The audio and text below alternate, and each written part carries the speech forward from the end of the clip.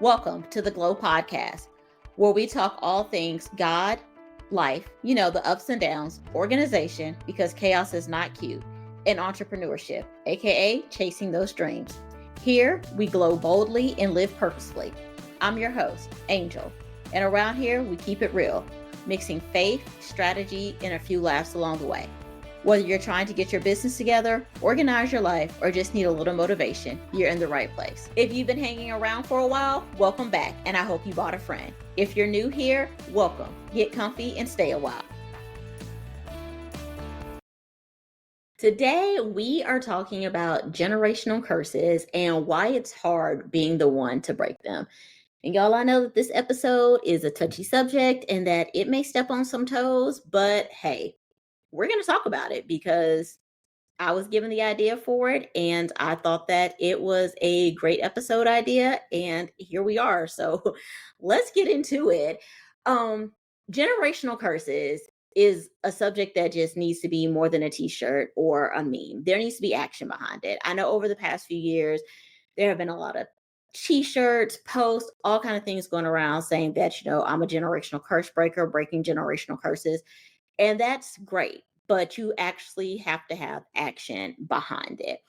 And for those of you who may not know what a generational curse is, or is like, oh, I've never heard of such things.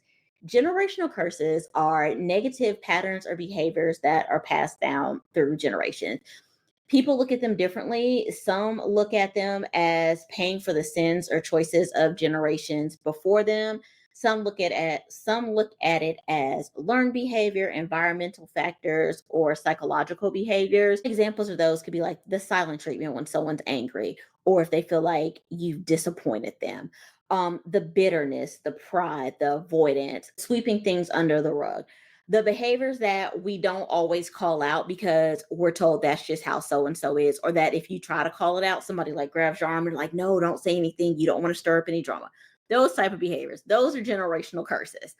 And as I said, this episode was given to me as an idea. It came from my cousin because this is something that we frequently talk about, how we're trying really hard to break them because there are just some things that honestly don't need to be passed on and that shouldn't be passed on. We're talking about like the things that just get brushed under the rug or laughed at but never dealt with, the things that get whispered about at family gatherings. And it made us realize that some generations got away with, and they're still getting away with things that we now suffer from. And if we don't start speaking up about it and shifting things, then our kids, our grandkids, nieces and nephews, the next generation and the generations after those, they're going to carry on that stuff too. And they're not even going to know why they're carrying it. And so somebody has to say that it stops with me. We inherit a lot of things, and some things are great to inherit. The family recipes, the eye color, the hair color, names, various family heirlooms, things that are not so great to inherit. The silent treatment as a weapon, the need to control people out of fear or because we have no control over other aspects of our life, refusing to apologize to people because you're the adult and they're a child, or because you're the older one in the situation if both of you are adults, or being told to respect people when people are going around handing out disrespect like people used to hand out mixtapes. Y'all, respect is earned. It is not given. And just because you're the older person in the situation, that does not mean that you automatically get respect, nor does it mean that you just get to disrespect people or talk to them any type of way and expect them just to be okay with it. Also the trauma that never got named or healed, just passed down with an attitude, or the dislike for certain people or family members, and you don't even know why. Think of the Hatfields and the McCoys, Romeo and Juliet. Somebody eventually came along to break those generational curses, or even the excusing of the bad behavior or ignoring it, just hoping that it'll go away if you don't say anything about it. A lot of the older generations, they didn't heal, they didn't talk about things, they just hid it or they pretended like it never happened. And now our generation, we're over here in therapy, we're over here journaling, setting boundaries, making it acceptable to go to therapy, and we're doing all of this in the name of trying to break the cycle, all while we're being told that we're too sensitive or we're doing too much, or that setting boundaries is not appropriate, or that we're too bougie. We think we're better than everyone. No, we don't think that we're better than everyone. We're not too bougie. We just realize that some things are not acceptable and it should be called out, and we're just not going to stand for it anymore. Me and one of my friends used to joke and say, I can't wait till I'm an old lady so I can just say whatever I want to say and nobody can say anything to me. As I got older, I realized like that's actually not cool. And it made me realize when writing this episode that the older generation can just behave however they want. They say what they want, they do what they want, they avoid what they want, and it gets either brushed off or it gets excused with things like, well, that's just how she is, or, well, you know how he gets. Don't bring that up because it's just going to start drama. Or, well, things were different for them back then. You just don't understand. Or you don't know the full story. Well, if you knew the full story, you would understand it more. Or you're being too judgmental. But you, the one that's setting the boundaries, the one that's trying to stop this, you're the one that gets labeled as difficult. You're the problem. You're disrespectful. You're always stirring the pot. You think you're too good to come around. No, it's none of that. You're just healing out loud. You are doing the work that they never did, and you're trying to stop the cycle before it spreads to another generation. And unfortunately, that's just frowned upon, and it shouldn't be. Like, healing should be a good thing. Trying to do something for the better should be a good thing. If you don't like a certain behavior or if you don't like the way something is done, you have the ability to change it. Like, just because your family always makes macaroni and cheese for Thanksgiving, if you decide that you no longer want to make macaroni and cheese, guess what? That is your prerogative. It's your prerogative to start a new tradition, to do something else. You don't have to keep doing something that you, one, don't even know why you're doing it, or two, you're just doing it because that's how it's been done for generations and generations and generations. But everybody in your family hates macaroni and cheese. So why are you making it if no one likes it? You can stop that. I know that's just a small, simple thing, but it was honestly the first thing that popped in my head.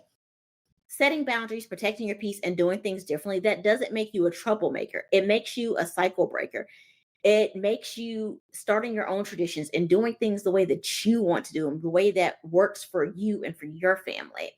And it's not about dishonoring or disrespecting your families. This is about choosing truth and healing over silence and pretending. If I hide behind a curtain and you just pretend like I'm not behind the curtain, I'm still behind the curtain. But you can honor your family and you can hold them accountable at the same time. So if you're the one trying to do things differently, saying, I love y'all, but I'm not going to do that way anymore, or I'm keeping my distance to protect my peace and boundaries, if you're the one that's getting the side eyes for setting boundaries, going to therapy, or choosing peace, the one that's not attending events because you already know what's going to happen, or the one not allowing your child to be around certain people, or even introducing them to certain people, I get it, and I know it's hard, and it may even seem unfair, but you're planting seeds that generations after you will reap the harvest of. You're teaching your current or your future children, your nieces and your nephews, that they don't have to shrink to survive. And I know that I frequently pray to God, and I just ask him to let any generational curses stop with me and to help me to break any of those curses. Like, I don't want that passed on to my son. I don't want that passed on to his kids if he decides to have them. Because right now he's 9 and he's like, I'm never having kids.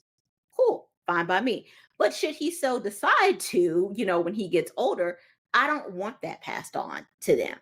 So if you're feeling overwhelmed or sad or just exhausted from trying to heal in a family where healing isn't always welcome, just remember that you're not wrong for wanting better. You're not crazy for breaking the silence. And you are not alone. You're strong for choosing truth. You are brave for choosing healing. And you're bold for saying, it stops with me.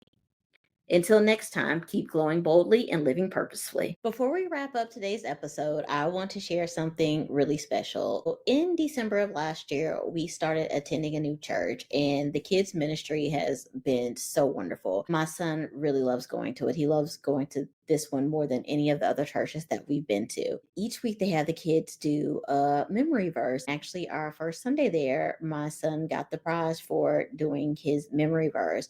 He also just finished up Vacation Bible School. I think they had about 5 memory verses there, and he memorized all of them. He has been asking to read the Bible at night, and it has just made me really, really proud. They even told us that Vacation Bible School, there's like, he really knows his Bible. So he's been telling me for a while now that I should add Bible verses to the end of my show. While I was recording, he came in, he asked me, he was like, can I say something? So he interrupted my recording to say something. And I was like, well, we'll include that at the end.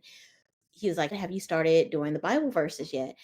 And I told him no, that I hadn't. And I asked him if he wanted to be the one to do it because he used to do the intro before I rebranded. And when I rebranded, I was like, oh, I still want to include him in a way. So I thought that this was the perfect way to include him again. And I also just want to keep encouraging him to not only read the word, but to share the word as well.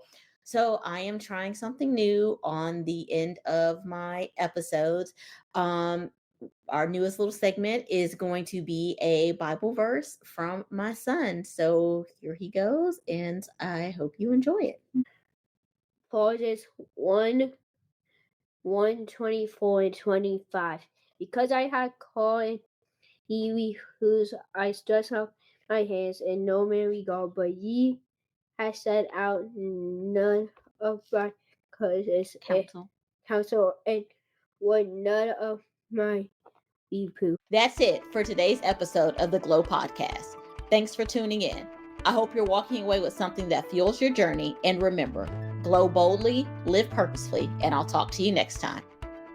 Loving the G.L.O.E podcast? Let the world know. Head over to Apple Podcasts and leave a 5-star rating and review. It helps more amazing listeners like you find the show and gets us featured in other shows' recommendations.